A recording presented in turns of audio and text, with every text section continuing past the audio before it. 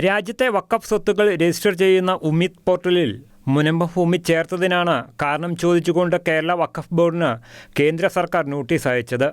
5 ദിവസത്തിനകം വിശദീകരണം നൽകണമെന്നാണ് കത്തിൽ ആവശ്യപ്പെടുന്നത്. എന്നാൽ ഈ മാസം 16-ന് ചേരുന്ന വഖഫ് ബോർഡ് യോഗത്തിനു ശേഷം മറുപടി നൽകാമെന്നാണ് വഖഫ് ബോർഡിൻ്റെ നിലപാട്.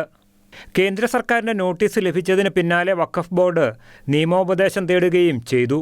തർക്കഭൂമിയുമായി ബന്ധപ്പെട്ട് 2 ദിവസത്തിനകം കേന്ദ്ര സർക്കാരിന് മറുപടി നൽകുമെന്നാണ് വിവരം.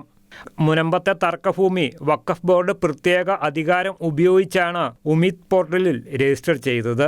മുനമ്പത്തെ 404 ഏക്കർ തർക്കഭൂമി ഉമീദിൽ ചേർത്തതിനെതിരെ കേന്ദ്ര സർക്കാരിന് ഒട്ടേറെ പരാതികൾ ലഭിച്ചിരുന്നു.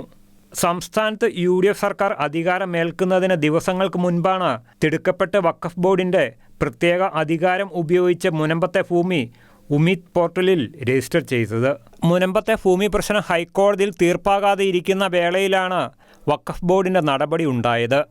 ഇതിനെതിരെ വ്യാപക പ്രതിഷേധം ഉയർന്നിരുന്നു. ഷെഗീന ന്യൂസ് ബ്യൂറോ, കൊച്ചി.